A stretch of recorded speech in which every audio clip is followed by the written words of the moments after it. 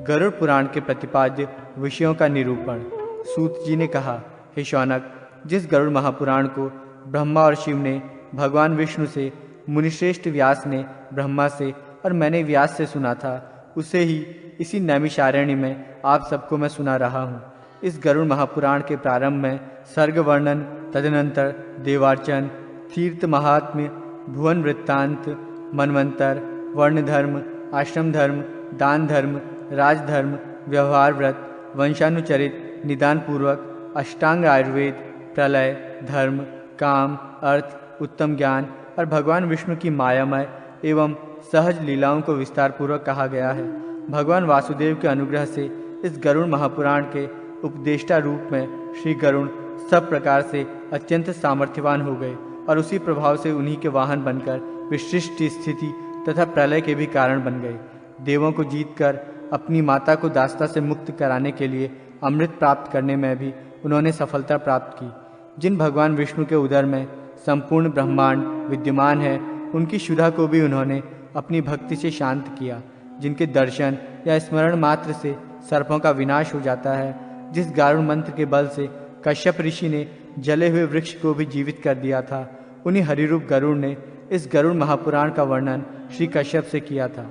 हे शौनक, ये श्रीमद् गरुड़ महापुराण अत्यंत पवित्र तथा पाठ करने पर सब कुछ प्रदान करने वाला है। व्यास जी को नमस्कार करके मैं यथावत उसे कह रहा हूँ, आप सब उसको सुने। सृष्टि वर्णन। रुद्र जी बोले, हे जनार्दन, आप सर्ग, प्रतिसर्ग, वंश, मनवंतर एवं वंशानुचरित इन सब का विस्तार पूर्वक वर्णन करें।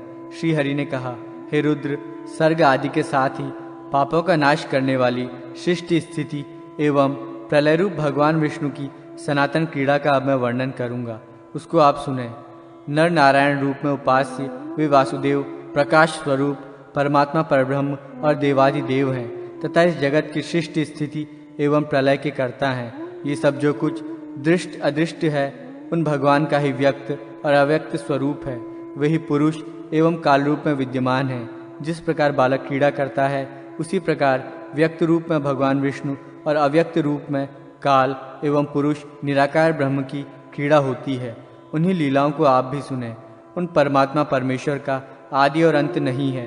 वे ही जगत को धारण करने वाले अनंत पुरुषोत्तम हैं। उन्हीं परमेश्वर से अव्यक्त की उत्पत्ति होती है और उन्हीं से आत्मा पुरुष भी उत्पन्न होता है। उस अव्यक्त प्रकृति से बुद्धि, बुद्धि से मन, मन से आकाश, आकाश से वायु, वायु से तेज, तेज से जल और जल से पृथ्वी की उत्पत्ति हुई है। हे रुद्र, इसके पश्चात हिरण्मय अंड उत्पन्न हुआ। उस अंड में वे प्रभु स्वयं प्रविष्ट होकर जगत की सृष्टि के लिए सर्वप्रथम शरीर धारण करते हैं। तदनंतर चतुर्मुख ब्रह्मा के रूप में शरीर धारण कर रजोगुण के आश्रय से उन्हीं देव ने इस चराचर विश्व की सृष्टि की। देव, असुर एवं मनुष्यों सहित ये संपूर्ण जगत उसी अंड में विद्यमान है। वही परमात्मा स्वयं सृष्टा ब्रह्मा के रूप में जगत की संरचना करते हैं, विष्णु रूप में जगत की रक्षा करते हैं और अंत में संहर्ता शिव के रूप में वे ही देव संहार करते हैं। इस प्रकार एकमात्र वे ही परमेश्वर ब्रह्मा के रूप में सृष्टि, विष्णु के रूप में पालन और कल्पांत के समय रुद्र के रूप में संपूर्ण जगत को विनष्ट करते हैं। सृष्टि के समय वे ही वराह का रूप धारण कर अपने दांतों से जलमग्न पृथ्वी का उद्धार करते हैं। हे शंकर, संक्षेप में ही मैं देवादि की सृष्टि का वर्णन कर रहा हूँ, आप उसको सुने। सबसे पहले उन परमेश्वर से महतत्व की सृष्टि होती है। वह महतत्व उन्हीं ब्रह्म का विकार है। पंच तन्मात्राओं रूप, रस, गंध, स्पर्श और शब्द की उत्पत्ति से युक्त द्वितीय सर्ग है। उसे भूत सर्ग कहा जाता है। इन पंच तन्मात्राओं से पृथ्वी, जल, तेज, वायु तथा आकाश रूप में महाभूतों की सृष्टि होती है। तीसरा वैकारिक सर्ग है। इसमें कर्मेंद्रिय एवं ज्ञानेंद्रियों की सृष्टि आती है, इसलिए इसे ऐन्द्रिक भी कहा गया है। इसकी उत्पत्ति बुद्धिपूर्वक होती है।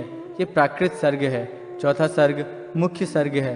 पर्वत और वृक्षादि स्थावरों को मुख्य माना गया है। पांचवा सर्ग तिर्यक सर्ग कहलाता है। इसमें तिर्यक श्रोता, पशु पक्षी आदि आते हैं। इसके पश्चात ऊर्ध्व श्रोतों की सृष्टि होती है। इस छठे सर्ग को देव सर्ग भी कहा गया है।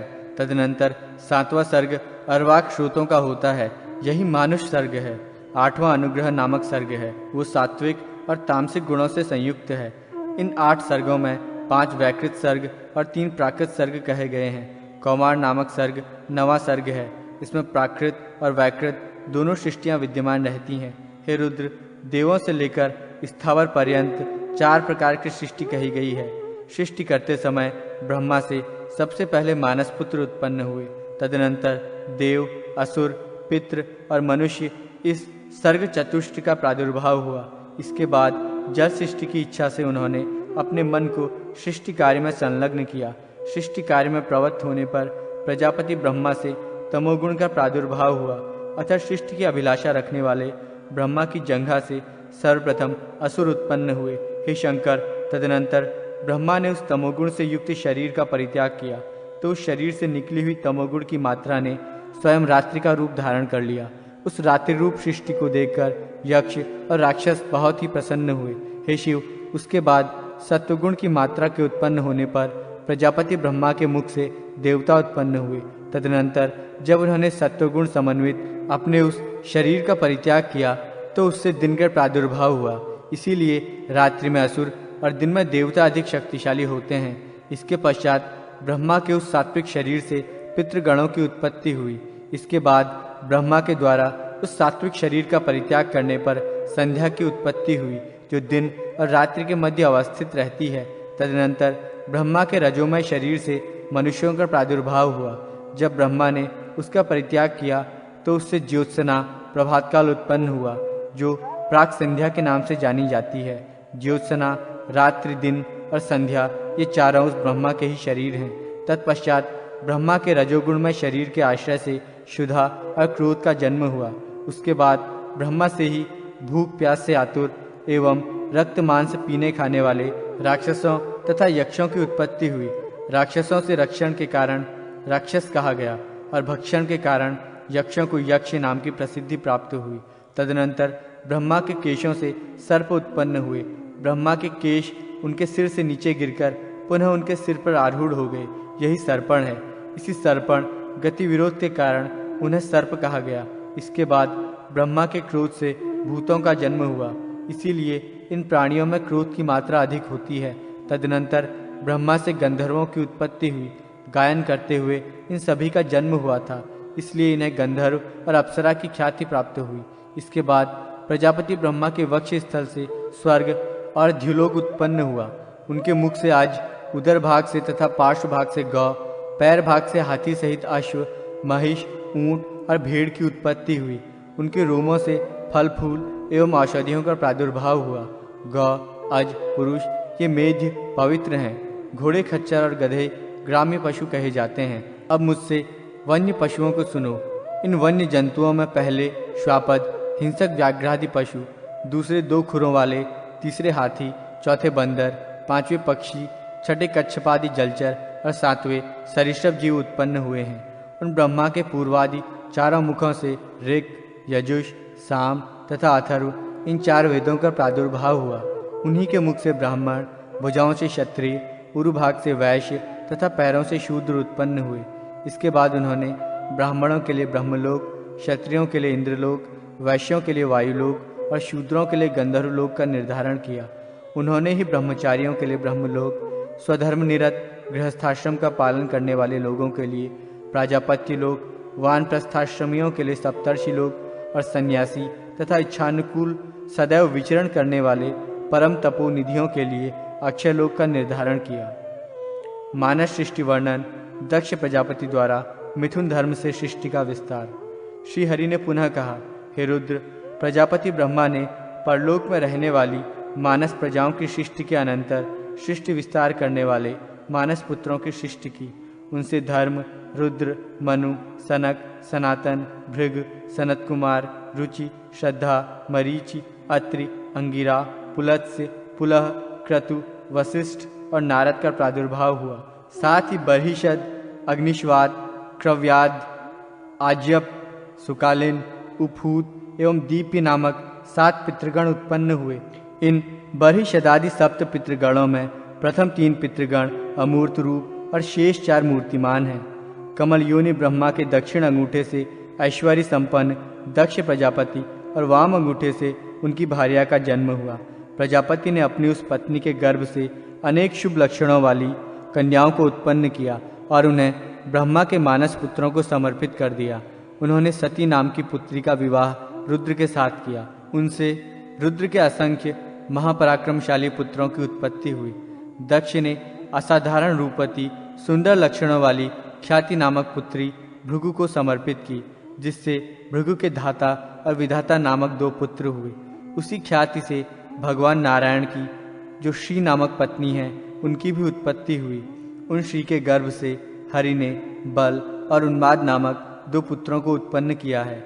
महात्मा मनु के आयति और नियति नाम वाली 2 कन्याएं हुई, जिनका विवाह भृगुपुत्र धाता और विधाता के साथ हुआ।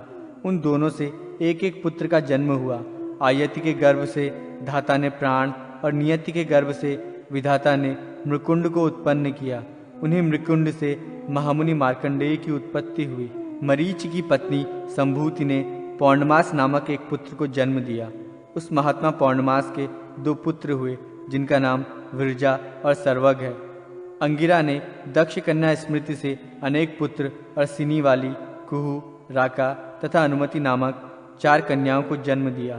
अनुसुईया ने अत्रि से चंद्रमा, दुर्वासा एवं योगी दत्तात्रेय नामक 3 पुत्रों को उत्पन्न किया। पुलस की पत्नी प्रीति से दत्तोली नामक पुत्र हुआ। प्रजापति पुलह की पत्नी क्षमा से कर्मश, अर्थवीर तथा सहिष्णु नामक 3 पुत्र उत्पन्न हुए। क्रतु की पत्नी सुमति से 60,000 बालखिल्य ऋषियों की उत्पत्ति हुई। ये सभी ऊर्ध्वरेता, अंगुष्ठ पर्व परिमाण वाले तथा देदीप्यमान सूर्य के समान तेजस्वी हैं। वशिष्ठ की पत्नी ऊर्जा से रज, गात्र, ऊर्ध्वबाहु, शरण, अनग, सुतपा और शुक्र ये 7 पुत्र हुए। ये सभी सप्तर्षि थे। हे हर, उस दक्ष प्रजापति ने शरीरधारी अग्नि को स्वाहा नामक पुत्री प्रदान की थी। उस स्वाहा देवी ने अग्निदेव से पावक, पवमान तथा शुचि नामक ओजस्वी 3 पुत्रों को प्राप्त किया। दक्ष कन्या स्वधा ने पितरों से मेना तथा वैतरणी नाम वाली 2 पुत्रियों को जन्म दिया। वे दोनों कन्याएं ब्रह्मवादिनी थीं। मेना का विवाह हिमाचल के साथ हुआ। हिमाचल ने मेना से मैनाक नामक पुत्र उत्पन्न किया तथा गौरी पार्वती नाम से प्रसिद्ध पुत्री को उत्पन्न किया, जो पूर्व जन्म में सती थी। हे शिव, तदनंतर भगवान ब्रह्मा ने अपने ही समान गुण वाले स्वयंभू मनु को जन्म दिया और उन्हें प्रजापालन के कार्य में नियुक्त किया। उन्हीं ब्रह्मा से देवी शतरूपा का आविर्भाव हुआ। सर्ववैभव संपन्न महाराज स्वयंभू मनु ने तपस्या के प्रभाव से परम शुद्ध तपस्विनी उस शतरूपा नामक कन्या को पत्नी रूप में ग्रहण किया, जिससे प्रियव्रत और उत्तानपाद नामक 2 पुत्र तथा प्रसूति, आकुति और देवहूति नाम की 3 पुत्रियों का जन्म हुआ। उनमें से मनु ने आकुति नामक कन्या का विवाह प्रजापति रुचि के साथ किया। प्रसूति तथा देवहूति क्रमशः दक्ष एवं कर्दम मुनि को प्रदान की गई। रुचि से यज्ञ और दक्षिणा का जन्म हुआ। यज्ञ से दक्षिणा के 12 पुत्र हुए, जो महाबलशाली याम, देवगण विशेष के नाम से प्रसिद्ध हैं। दक्ष प्रजापति ने प्रसूति से 24 श्रेष्ठ कन्याओं की उत्पत्ति की। उन कन्याओं में श्रद्धा, लक्ष्मी, धृति, तुष्टि, पुष्टि, मेधा, क्रिया, बुद्धि, लज्जा, वपु, शांति, रिद्धि और कीर्ति नाम की जो 13 कन्याएं थीं, उनको पत्नी के रूप में दक्षिणा के पुत्र धर्म ने स्वीकार किया। इसके बाद शेष जो ख्याति सती, संभूति, स्मृति, प्रीति, क्षमा, सन्नति, अनुसूया, ऊर्जा, स्वाहा और स्वधा नामक 11 कन्याएं थीं, उनका विवाह क्रमशः मुनिश्रेष्ठ भृगु, महादेव, मरीचि, अंगिरा, पुलत्स्य, पुलह, क्रतु, अत्रि, वशिष्ठ, अग्नि और पितृगणों के साथ हुआ। श्रद्धा ने काम, लक्ष्मी ने दर्प, धृति ने नियम, तुष्टि ने संतोष तथा पुष्टि ने लोभ को उत्पन्न किया। मेधा से श्रुत का तथा क्रिया से दंड, लय और विनय नामक 3 पुत्रों का जन्म हुआ। बुद्धि ने बोध को, लज्जा ने विनय को, वपु ने व्यवसाय को एवं शांति ने क्षेम को उत्पन्न किया। रिद्धि से सुख और कीर्ति से यश उत्पन्न हुए। ये सभी धर्म के पुत्र हैं। धर्म के पुत्र काम की पत्नी का नाम रति है। उसके पुत्र को हर्ष कहा गया है। दक्ष प्रजापति ने किसी समय अश्वमेध यज्ञ का अनुष्ठान किया। उस यज्ञ में रुद्र और सती के अतिरिक्त निमंत्रित दक्ष के सभी जामाता अपनी पत्नियों के साथ उपस्थित हुए।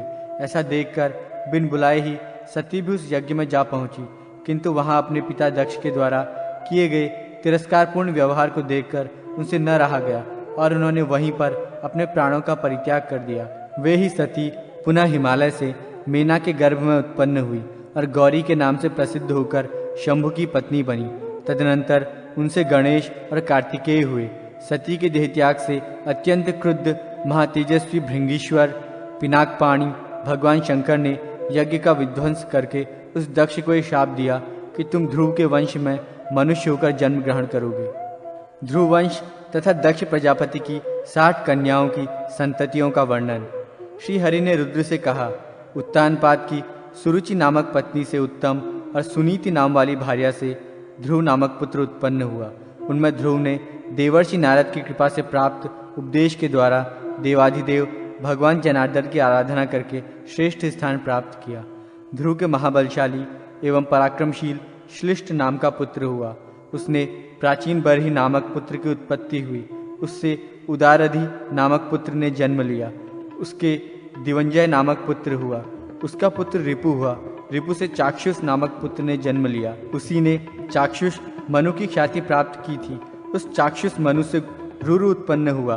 तदनंतर उसके भी ऐश्वर्य संपन्न अंग नाम वाला एक पुत्र हुआ। उस पुत्र से वेन ने जन्म लिया, जो नास्तिक एवं धर्मच्युत था। मुनियों के द्वारा किए गए कुशाघात से उस अधर्मी वेन की मृत्यु हुई। उसके बाद पुत्र प्राप्त करने के लिए तपस्वियों ने उसके उरु भाग का मंथन किया, जिससे एक पुत्र हुआ जो अत्यंत छोटा और कृष्ण वर्ण का था। मुनियों ने उससे कहा, त्वम निषीद अर्थात तुम बैठो। इसी शब्द के कथन से उसको निषाद नाम की प्रसिद्धि प्राप्त हुई और वो विंध्याचल में निवास करने के लिए चला गया। तदनंतर उन मुनियों ने पुनः उस वेन के दाहिने हाथ का मंथन किया। उस मंथन कर्म से वेन को विष्णु का मानस रूप धारण करने वाला पृथु नाम का पुत्र हुआ। राजा पृथु ने प्रजा की जीवन रक्षा के लिए पृथ्वी का दोहन किया। उस पृथुराज का अंतर्धान नामक एक पुत्र था। उससे हविर्धान नामक पुत्र की उत्पत्ति हुई। उस हविर्धान का पुत्र प्राचीन बरही हुआ, जो पृथ्वी का एक क्षत्रिय सम्राट था। उसने लवण समुद्र की पुत्री सामुद्री के साथ विवाह किया। उस प्राचीन बरही से सामुद्री ने 10 पुत्रों को जन्म दिया। ये सभी प्राचेतस नाम वाले धनुर्वेद में निष्णात हुए। धर्माचरण में निरत रहते हुए इन लोगों ने 10,000 वर्षों तक जल में निमग्न होकर अत्यंत कठिन तपस्या की। तपस्या के प्रभाव से प्रजापति का पद प्राप्त करने वाले उन तपस्वियों का विवाह मारीशा नामक कन्या से हुआ। शिव के शाप से ग्रस्त दक्ष ने इसी मारीशा के गर्भ से पुनः जन्म ग्रहण किया। दक्ष ने सबसे पहले 4 प्रकार की मानस प्रजाओं की सृष्टि की, किंतु महादेव के शाप से उन मानस संतानों की अभिवृद्धि नहीं हुई। अतः उन प्रजापति ने स्त्री पुरुष के संयोग से होने वाली मैथुनी सृष्टि की इच्छा की। इसके बाद दक्ष ने प्रजापति वीरण की पुत्री असिकनी के साथ विवाह किया। इस असिकनी के गर्भ से उन दक्ष के 1000 पुत्र उत्पन्न हुए। नारद के उपदेश से वे सभी पृथ्वी की अंतिम सीमा को जानने के लिए निकल पड़े, किंतु पुनः वापस नहीं आए। हे हर, इस प्रकार उन 1000 पुत्रों के नष्ट हो जाने पर दक्ष ने पुनः 1000 पुत्रों को जन्म दिया। वे सभी शबलाश्व नाम से प्रसिद्ध हुए। उन लोगों ने भी अपने बड़े भाइयों के मार्ग का ही अनुसरण किया। पुत्रों के ऐसे विनाश को देखकर क्रुद्ध दक्ष ने नारद को शाप दे दिया कि तुम्हें भी पृथ्वी पर जन्म लेना होगा। अतः नारद कश्यप मुनि के पुत्र रूप में उत्पन्न हुए। इसके बाद दक्ष प्रजापति ने असिकनी से 60 रूपवती कन्याओं को जन्म दिया, जिनमें से उन्होंने 2 कन्याओं का विवाह अंगिरा के साथ किया। उनके द्वारा 2 कन्याएं कृशाश्व, 10 कन्याएं धर्म, 14 कन्याएं कश्यप तथा 28 कन्याएं चंद्रमा को दी गई। हे महादेव, इसके पश्चात दक्ष ने मनोरमा, भानुमति, विशाला तथा बहुधा नामक 4 कन्याओं का विवाह अरिष्ट नेमि के साथ किया। दक्ष प्रजापति ने कृशाश्व को सुप्रजा और जया नामक कन्याओं को प्रदान किया। अरुंधति, वसु, यामी, लंबा, भानुमति, मरुत्वती, संकल्पा, मुहूर्ता, साध्या तथा विश्वा ये धर्म की 10 पत्नियां कही गई हैं। अब मैं कश्यप की पत्नियों के नाम भी कहता हूँ। उनके नाम हैं अदिति, दिति, दनु, काला, अनायु, सिंहिका, मुनि, कद्रु, साध्या, ईरा, क्रोधा, विंता, सुरभि और खगा। हे रुद्र, धर्म की पत्नी विश्वा से विश्वदेव और साध्या से साध्य गणों की उत्पत्ति हुई है। मरुत्वती से मरुत्वान तथा वसु से 8 वसुगणों का आविर्भाव हुआ। हे शंकर, भानु से 12 भानु और मुहूर्ता से मुहूर्त गणों की उत्पत्ति हुई। लंबा से घोष तथा यामी से नागवीथि का जन्म हुआ और संकल्पा से सर्वात्मक संकल्प का प्रादुर्भाव हुआ। आप ध्रुव, सोम, धर, अनिल, अनल, प्रत्यूष तथा प्रभास ये 8 वसु माने गए हैं। आपके वेतुंडी, श्रम, शांत और ध्वनि नामक 4 पुत्र हुए। ध्रुव के पुत्र रूप में भगवान काल का जन्म हुआ जो लोक के संहारक हैं। सोम से पुत्र रूप में भगवान वर्चा हुए जिनकी कृपा से ही मनुष्य वर्चस्वी होता है। मनोहरा से धर के द्रोहिण, हुत, हव्यवह, शिशिर, प्राण और रमण नाम वाले पुत्र उत्पन्न हुए। अनिल की पत्नी का नाम शिवा है। अनिल और शिवा से पुलोमज तथा अविज्ञात गति नामक 2 पुत्र उत्पन्न हुए। अनल अग्नि के पुत्र कुमार हैं जिनकी उत्पत्ति शरकानन पर हुई थी। कृत्तिकाओं के पालित पुत्र होने से इन्हें कार्तिकेय भी कहा जाता है। इनके शाक, विशाख और नैगमेय नामक 3 अन्य छोटे भाई भी हैं। महर्षि देवल को प्रत्यूष नामक वसु का पुत्र माना गया है। प्रभास वसु से विख्यात देवशिल्पी विश्वकर्मा का जन्म हुआ। विश्वकर्मा के महाबलवान अजयपाद, अहिर्बुध्नि, त्वष्टा तथा पराक्रमी रुद्र ये 4 पुत्र हुए। त्वष्टा के विश्वरूप नामक एक महातपस्वी पुत्र हुआ। हर, बहुरूप, त्र्यंबक, अपराजित, वृषाकपि, शंभु, कपर्दी, रैवत, मृगव्याध, शर्व और कपाली ये 11 रुद्र कहे गए हैं। ये तीनों लोकों के स्वामी हैं। कश्यप की पत्नी अदिति से 12 सूर्यों की उत्पत्ति हुई है। उन्हें विष्णु, शक्र, अर्यमा, धाता, त्वष्टा, पूषा, विवस्वान, सविता, मित्र, वरुण, अंशुमान तथा भग कहा गया है। यही 12 आदित्य कहे जाते हैं। रोहिणी आदि जो प्रसिद्ध 27 नक्षत्र हैं वे सब सोम चंद्रमा की पत्नियां हैं। दिति के गर्भ से हिरण्यकशिपु और हिरण्याक्ष नामक 2 पुत्र उत्पन्न हुए तथा सिंहिका नाम की एक कन्या भी हुई जिसका विवाह विप्रचिति के साथ हुआ। हिरण्यकशिपु के महापराक्रमशाली 4 पुत्र हुए।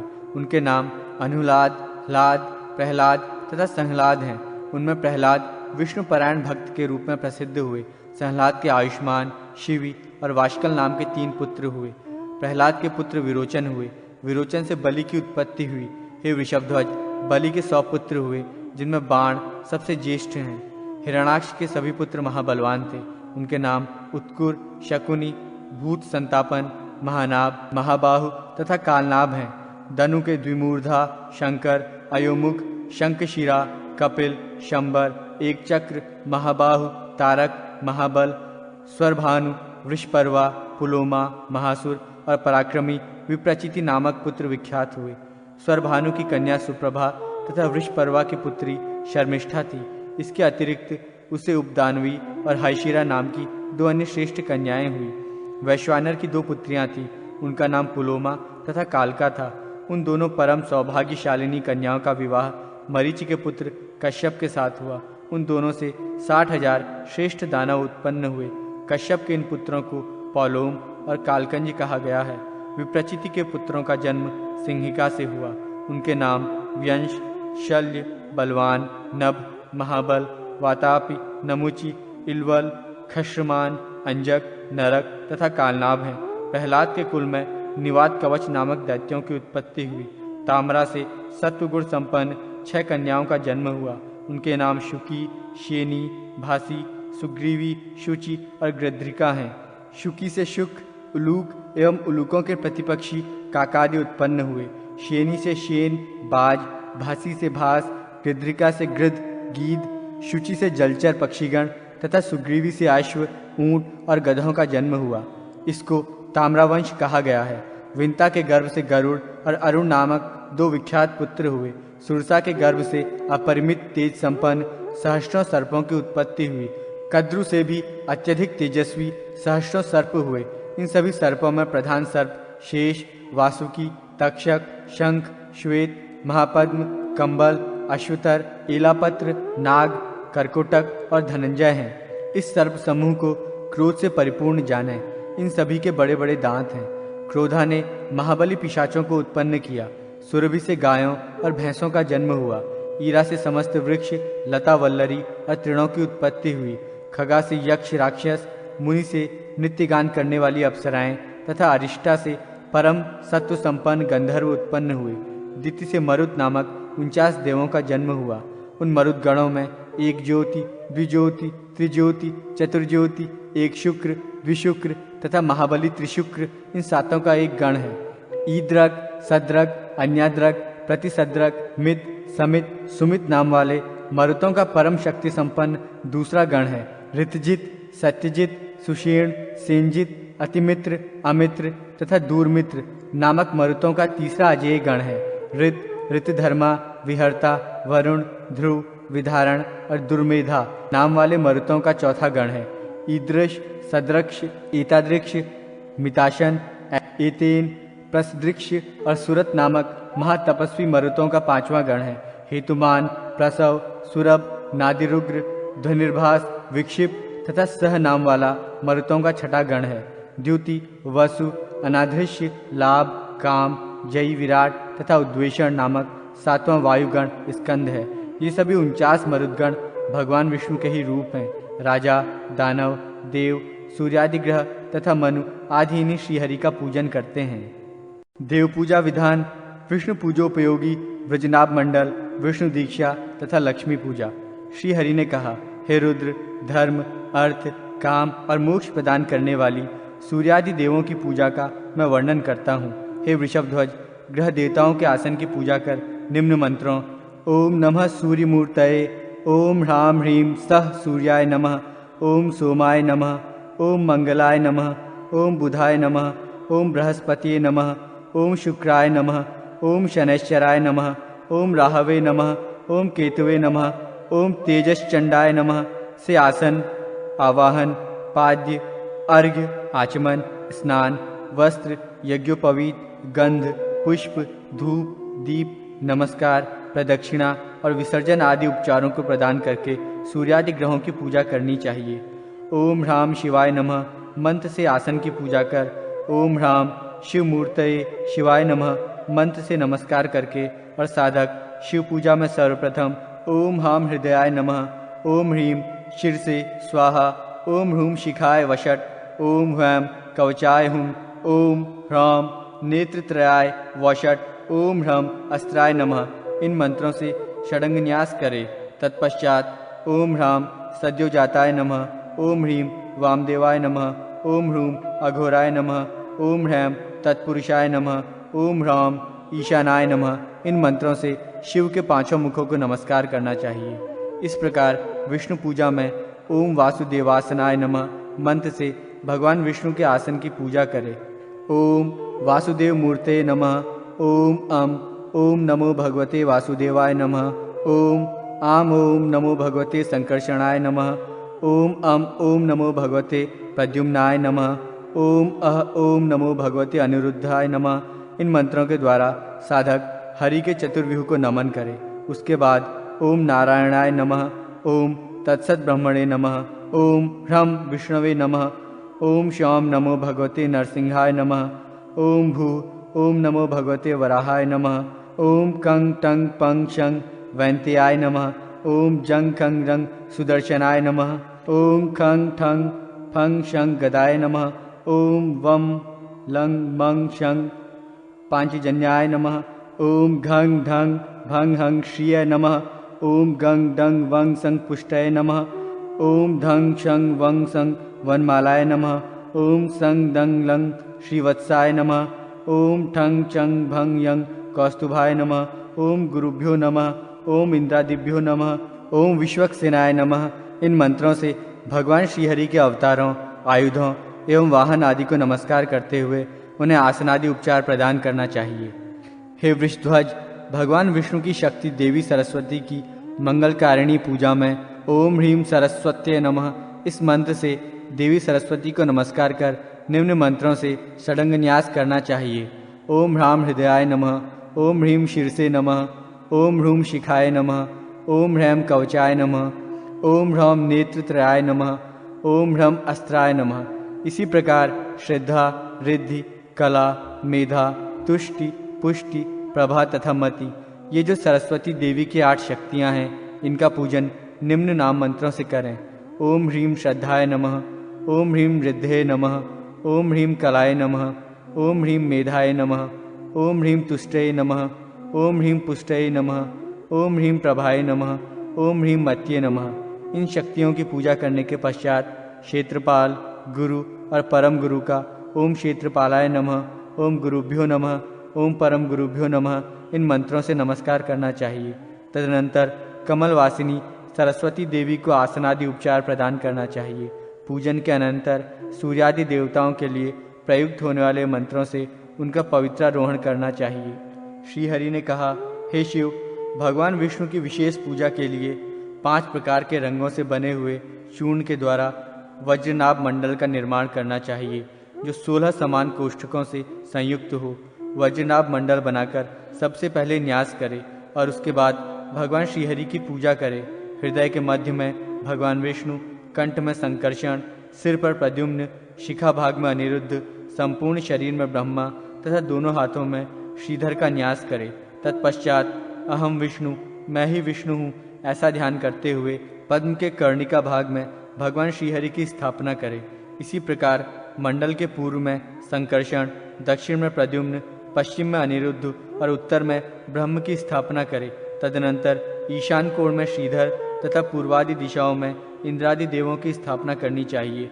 यथा पूर्व दिशा में ओम इंद्राय नमः मंत्र से इंद्र, अग्निकोण में ओम अग्नेय नमः मंत्र से अग्नि, दक्षिण दिशा में ओम यमाय नमः मंत्र से यम, नैऋत्य कोण में ओम निरृतये नमः मंत्र से निरृत्य, पश्चिम दिशा में ओम वरुणाय नमः मंत्र से वरुण, वायु कोण में ओम वायवे नमः मंत्र से वायु, उत्तर दिशा में ओम कुबेराय नमः मंत्र से कुबेर और ईशान कोण में ओम ईशानाय नमः मंत्र से ईशान नामक दिक्पाल की स्थापना करें। उसके बाद उन सभी देवों की गंधादि उपचारों के द्वारा पूजा करनी चाहिए। इससे साधक परम पद को प्राप्त हो जाता है। श्री हरि ने पुनः कहा, हे रुद्र, दीक्षित शिष्य को वस्त्र से अपने दोनों नेत्र बंद करके अग्नि में देवता के मूल मंत्र से 108 आहुतियां प्रदान करनी चाहिए। हे रुद्र, पुत्र लाभ के लिए द्विगुण 216, साधना सिद्धि के निमित्त त्रिगुण 324 और मोक्ष प्राप्ति की कामना से देशिक उपदेष्टा आचार्य को चाहिए कि वो चतुर्गुण 432 आहुतियां उसी विष्णु मंत्र से प्रदान करे। विद्वान देशिक को सबसे पहले भगवान का ध्यान करना चाहिए। तदनंतर वे वायवी कला यंग बीज मंत्र से शिष्यों की स्थिति, आग्नेय कला रंग बीज मंत्र के द्वारा उनकी मनस्ताप वेदना तथा वारुण कला वम बीज मंत्र से हृदय की स्थिति, धर्म की अभिरुचि का विचार करें। इसके बाद देशिक को उस परम तेज में आत्म तेज का निक्षेप करके जीवात्मा और परमात्मा के ऐक्य अर्थात अभेद ज्ञान का चिंतन करना चाहिए। तदनंतर वे आकाश तत्व में ओंकार का ध्यान कर शरीर में स्थित अन्य कारणभूत वायु, अग्नि, जल तथा पृथ्वी तत्व का चिंतन करें। इस प्रकार प्रणव ओंकार मंत्र का चिंतन करते हुए प्रत्येक कारणभूत तत्वों पर जो साधक विजय प्राप्त करता है, वो शरीरधारी होने के कारण उस पंच महाभूत के ज्ञान रूपी शरीर को ग्रहण कर लेता है। अतः हे वृषभध्वज, अपने अंतःकरण में उस सूक्ष्म शरीरधारी क्षेत्रज्ञ ज्ञान को उत्पन्न करके प्रत्येक महाभूत को उसी में संयुक्त करने का प्रयत्न करना चाहिए। मंडलादि के निर्माण में जो लोग असमर्थ हैं, वे मात्र मानस मंडल की कल्पना करके भगवान श्रीहरि का पूजन करें। शरीर में ब्रह्मा तीर्थादि की कल्पना की गई है, अतएव उसी क्रम से वो मानस मंडल भी 4 द्वारों से युक्त है। हाथ को पद्म तथा अंगुलियों को पद्मपत्र कहा गया है। हथेली उस पद्म की कर्णिका है और नख उसके केशर हैं। इसलिए साधक को उस हाथ रूपी कमल में सूर्य, चंद्र, इंद्र, अग्नि तथा यम सहित श्री हरि का ध्यान करके उनकी पूजा करनी चाहिए।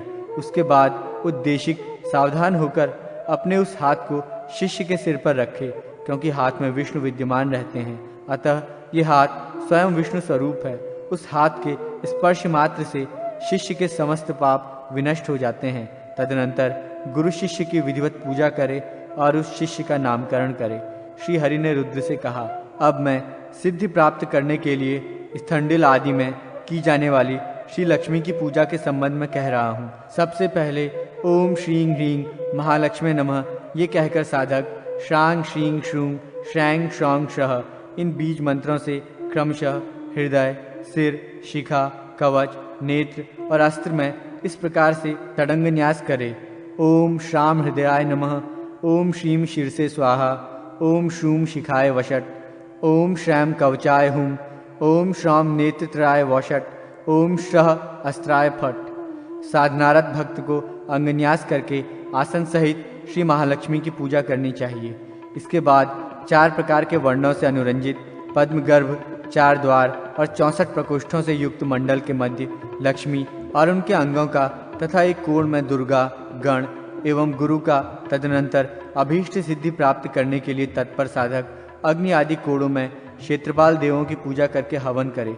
तत्पश्चात वो ओम घं टंग डंग हंग श्री महालक्ष्मी नमः इस महामंत्र से पूर्व उल्लिखित परिवार के सहित श्री महालक्ष्मी देवी का पूजन करे। तदनंतर उस साधक को ओम सौंग सरस्वत्यै नमः, ओम ह्रीं सौंग सरस्वत्यै नमः, ओम ह्रीं वद वद वाग्वादिनी स्वाहा, ओम ह्रीं सरस्वत्यै नमः इन मंत्रों को कहकर सरस्वती जी को नमस्कार करना चाहिए। नवव्यूहार्चन विधि पूजानुक्रम निरूपण। श्री हरि ने रुद्र से कहा, गरुड़ ने कश्यप ऋषि को जो नवव्यूह की पूजा का वर्णन सुनाया था उसको अब मैं कह रहा हूँ, आप सुने। साधक सबसे पहले योग क्रिया के द्वारा जीवात्मा को मस्तक, नाभि और हृदय रूपी आकाश नामक तत्व में प्रविष्ट करे। तदनंतर वो रंग इस अग्निबीज मंत्र से 5 भौतिक शरीर का शोधन करे। उसके बाद वो यंग इस वायु बीज मंत्र से उस संपूर्ण शरीर के लय की भावना करे। तत्पश्चात वो लंग इस बीज मंत्र से चराचर जगत के साथ उस विलीन हुए शरीर के संप्लावित होने की भावना करे। उसके बाद वो वंग इस बीज मंत्र से पुनः स्वयं में अमरत्व की भावना करे। तदनंतर अमृत के बुदबुदों के बीज मैं ही पीताम्बरधारी चतुर्भुज भगवान श्रीहरि हूँ ऐसा मानकर आत्म तत्व के ध्यान में निमग्न हो जाए। इसके बाद शरीर तथा हाथ में 3 प्रकार का मंत्र न्यास करना चाहिए। पहले 12 बीज मंत्र से, तदनंतर कहे गए बीज मंत्र से न्यास और बाद में षडंग न्यास करे। इससे साधक साक्षात नारायण स्वरूप हो जाता है। साधक दक्षिण अंगुष्ठ से प्रारंभ कर मध्यमा अंगुली पर्यंत न्यास करे। उसके बाद वो पुनः मध्य अंगुली पर ही 2 बीज मंत्र से न्यास करके पुनः शरीर के विभिन्न अंगों पर न्यास करे। क्रमशः हृदय, सिर, शिखा, कवच, मुख, नेत्र, उदर और पीठ भाग से अंगन्यास करते हुए दोनों बाहु, दोनों हाथ, दोनों जानु और दोनों पैरों में भी न्यास करना चाहिए। तदनंतर अपने दोनों हाथों को कमलवत आकृति प्रदान करके उसके मध्य भाग में दोनों अंगुष्ठों को सन्निविष्ट करे। तत्पश्चात उसी मुद्राकृति में परम तत्व स्वरूप अनामय सर्वेश्वर भगवान नारायण का चिंतन करे। इसके बाद इन्हीं बीज मंत्रों से क्रमशः तर्जनी आदि अंगुलियों में न्यास करके यथाक्रम सिर, नेत्र, मुख, कंठ, हृदय, नाभि, गुह्य, जानुद्वय तथा पादद्वय में भी न्यास करना चाहिए। बीज मंत्रों से दोनों हाथों में न्यास तथा षडंग न्यास करके संपूर्ण शरीर में न्यास करना चाहिए। वो अंगुष्ठ से कनिष्ठा अंगुली तक 5 बीज मंत्रों से न्यास करे। उसके बाद हाथ के मध्य भाग में नेत्र के बीज मंत्र से न्यास करने का विधान है। अंगन्यास में भी इसी क्रम से हृदय भाग में हृदय, मस्तक में मस्तक, शिखा में शिखा, दोनों स्तन प्रदेश में कवच, नेत्र द्वय में नेत्र तथा दोनों हाथों में अस्त्र बीज मंत्र को अवस्थित करना चाहिए। तदनंतर उन्हीं बीज मंत्रों से दिशाओं को प्रतिबद्ध करके साधक पूजन की क्रिया प्रारंभ करे। सबसे पहले एकाग्रचित्त होकर उसको अपने हृदय में योग पीठ का ध्यान करना चाहिए।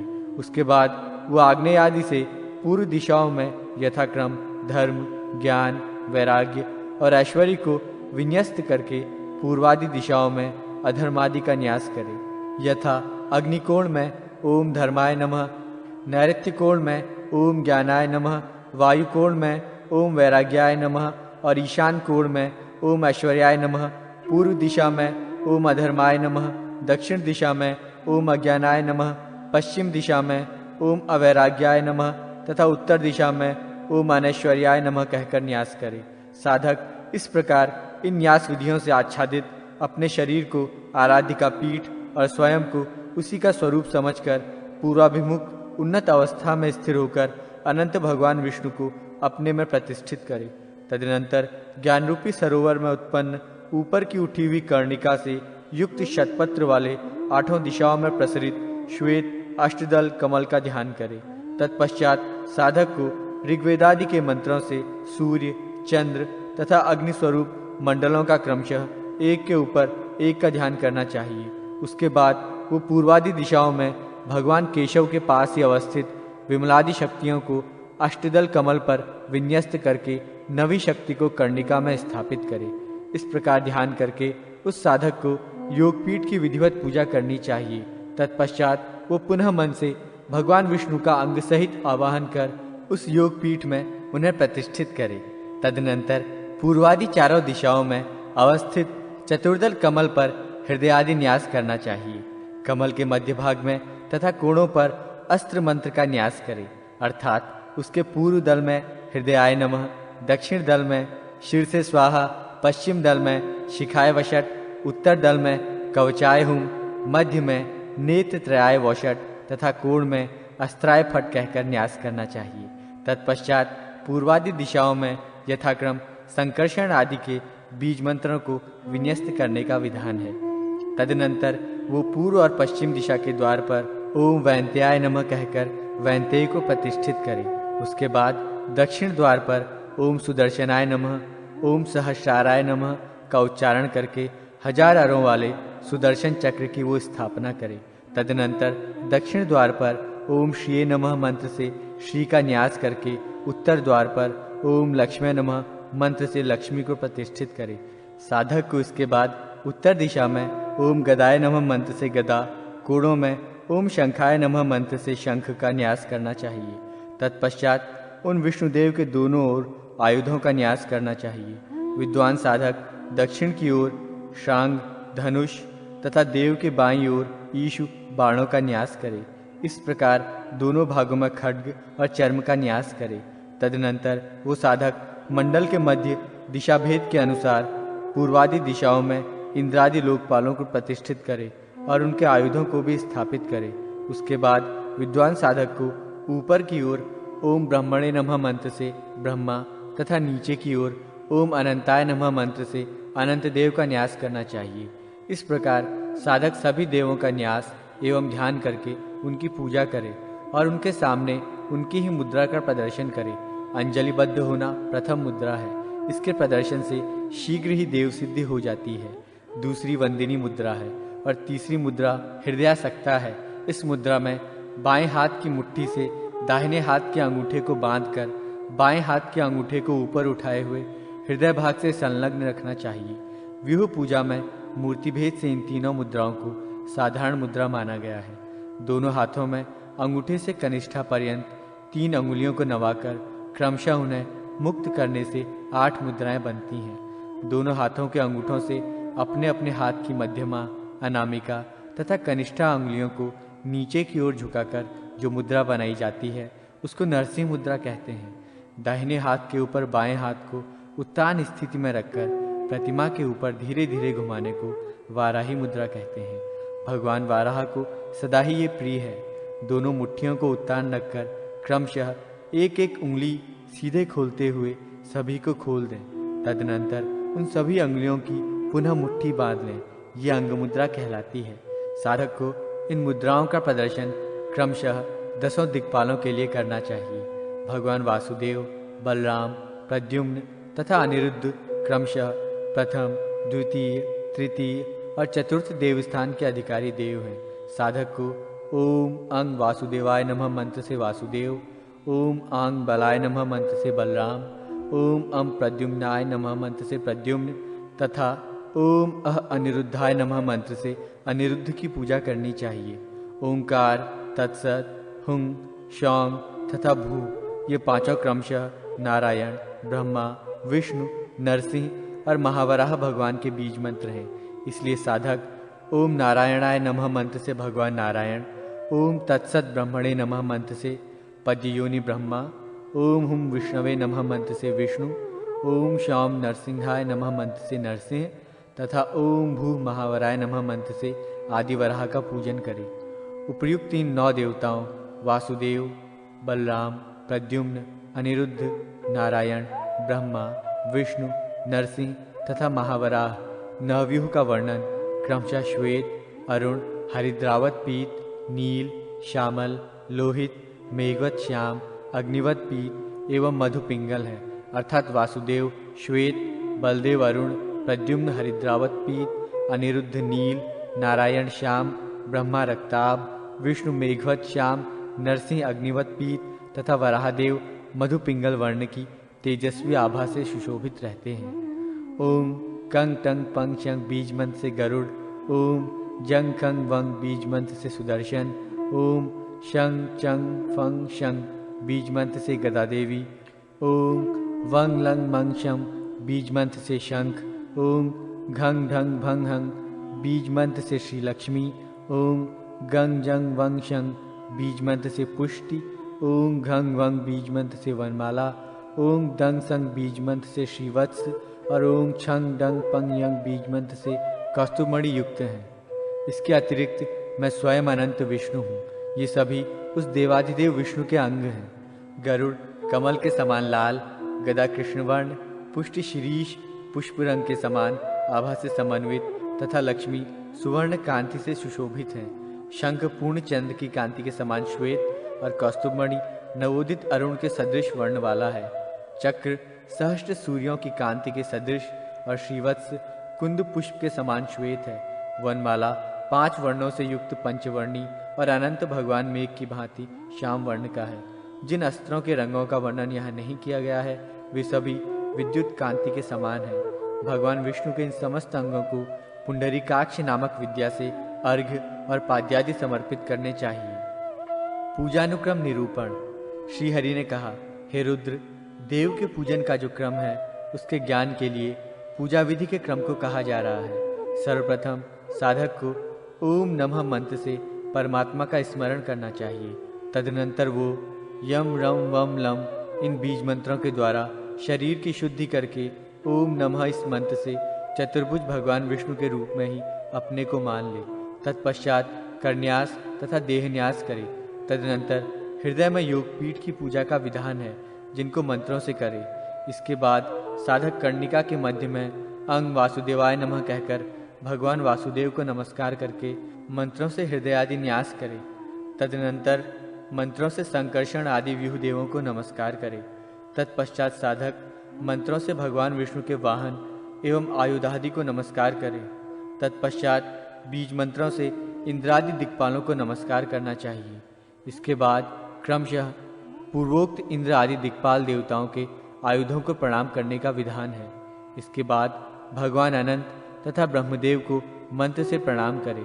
इसके बाद साधक भगवान वासुदेव को नमस्कार करने के लिए द्वादशाक्षर मंत्र का प्रयोग करे। साथ ही द्वादशाक्षर मंत्र के बीज मंत्रों और दशाक्षर मंत्र के बीज मंत्रों को नमस्कार करे। द्वादशाक्षर मंत्र ओम नमो भगवते वासुदेवाय, दशाक्षर मंत्र ओम नमो नारायणाय नमः तथा अष्टाक्षर मंत्र ओम पुरुषोत्तमाय नमः। इन मंत्रों का यथाशक्ति जप करके मंत्र से भगवान पुंडरीकाक्ष को नमस्कार करें। हे पुंडरीकाक्ष कमल नयन, आपको नमस्कार है। हे विश्व के कारणभूत, आपको मेरा प्रणाम है। हे ब्रह्मणीय देव, आपको नमस्कार है। हे महापुरुष, हे पूर्वज, आपको मेरा प्रणाम है। इस प्रकार भगवान विष्णु की स्तुति करके साधक को हवन करना चाहिए। तदनंतर साधक महापुरुष विद्या नामक मंत्र का विधि पूर्वक 108 बार जप करके अर्घ्य प्रदान करे। और जितंग तेन, ये स्रोत ही महापुरुष विद्या है। इसी स्रोत से उन भगवान नारायण को बारंबार प्रणाम करना चाहिए। तत्पश्चात अग्नि की स्थापना करके साधक उस अग्निदेव की पूजा करने के बाद हवन करे। अपने यथाविहित बीज मंत्र से देवादिदेव भगवान विष्णु तथा अंग मंत्रों के द्वारा अच्युतादि आंगिक देवताओं को आहुति प्रदान करे।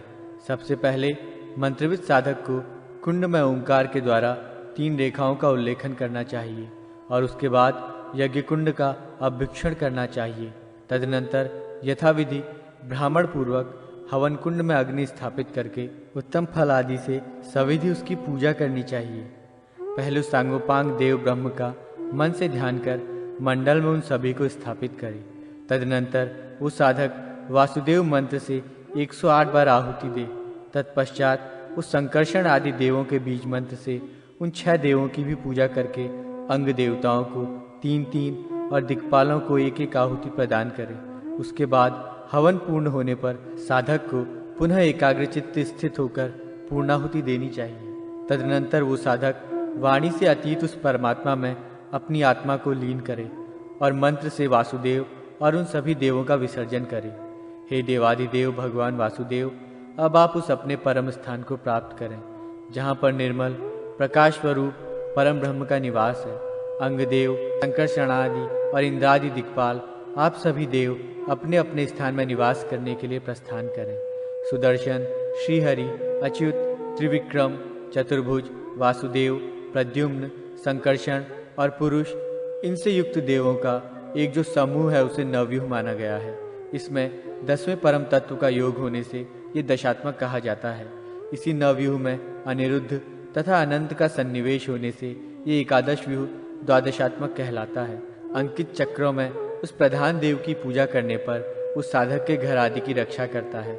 अतः मंत्रों से चक्रादि की पूजा करनी चाहिए। उपयुक्त मंत्रों से की गई पूजा द्वारका चक्र की पूजा कही जाती है। इस प्रकार संपन्न की गई चक्र की पूजा घर में सब प्रकार से रक्षा करने वाली तथा मंगलदायिनी है। विष्णु पंजर स्तोत्र। श्री हरि ने पुनः कहा, हे रुद्र, अब मैं विष्णु पंजर नामक स्तोत्र कहता हूँ। ये स्तोत्र बड़ा ही कल्याणकारी है, उसे सुने। हे गोविंद, आपको नमस्कार है। आप सुदर्शन चक्र लेकर पूर्व दिशा में मेरी रक्षा करें। हे विष्णु, मैं आपकी शरण में हूँ। हे पद्मनाभ, आपको मेरा नमन है। आप अपनी कौमोद की गदा धारण कर दक्षिण दिशा में मेरी रक्षा करें। हे विष्णु, मैं आपकी शरण में हूँ। हे पुरुषोत्तम, आपको मेरा प्रणाम है। आप सौनंद नामक हल लेकर पश्चिम दिशा में मेरी रक्षा करें। हे विष्णु, मैं आपकी शरण में हूँ। हे पुंडरीकाक्ष, आप शातन नामक मूसल हाथ में लेकर उत्तर दिशा में मेरी रक्षा करें। हे जगन्नाथ, मैं आपकी शरण में हूँ। हे हरे, आपको मेरा नमस्कार है। आप खड्ग, चर्म, ढाल आदि अस्त्र शस्त्र ग्रहण कर ईशान कोण में मेरी रक्षा करें। हे दैत्य विनाशक, मैं आपकी शरण में हूँ। हे यज्ञवराह, महावराह, आप पांचजन्य नामक महाशंख और अनुघोष, अनुबोध नामक पद्म ग्रहण कर अग्निकोण में मेरी रक्षा करें। हे विष्णु, मैं आपकी शरण में हूँ। आप मेरी रक्षा करें। हे दिव्य शरीर भगवान नृसिंह, आप सूर्य के समान दैदीप्यमान और चंद्र के समान चमकृत खड्ग को धारण कर नैऋत्य कोण में मेरी रक्षा करें। हे भगवान हयग्रीव, आपको प्रणाम है। आप वैजयंती माला तथा कंठ में सुशोभित होने वाले श्रीवत्स नामक आभूषण से विभूषित होकर वायुकोण में मेरी रक्षा करें। हे जनार्दन, आप वैंतेय गरुड़ पर आरूढ़ होकर अंतरिक्ष में मेरी रक्षा करें। हे अजित, हे अपराजित, आपको सदैव मेरा प्रणाम है। हे कूर्मराज, आपको नमस्कार है। हे महामीन, आपको नमस्कार है। हे सत्य स्वरूप महाविष्णु, आप अपनी बाहु को पंजर रक्षक जैसा स्वीकार करके हाथ, सिर, अंगुली आदि समस्त अंग उपांग से युक्त मेरे शरीर की रक्षा करें। हे पुरुषोत्तम, आपको नमस्कार है। हे वृषध्वज, मैंने प्राचीन काल में सर्वप्रथम भगवती ईशानी कात्यायनी की रक्षा के लिए इस विष्णु पंजर नामक स्तोत्र को कहा था। इसी स्तोत्र के प्रभाव से उस कात्यायनी ने स्वयं को अमर समझने वाले महिषासुर, रक्तबीज और देवताओं के लिए कंटक बने हुए अन्यान्य दानवों का विनाश किया था। इस विष्णु पंजर नामक स्तुति का जो मनुष्य भक्तिपूर्वक जप करता है वो सदा अपने शत्रुओं पर विजय प्राप्त करने में सफल होता है।